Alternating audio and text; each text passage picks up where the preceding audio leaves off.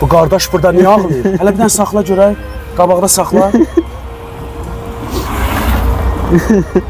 Görəsən yazığın nə dərdi var?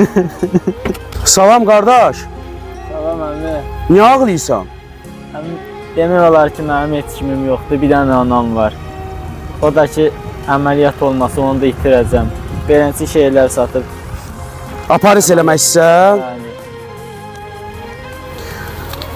Gəla mən sənə 100 manat verim. sağ ol əmi. Amma bu dünya sənin göz yaşlarına belə dəymir.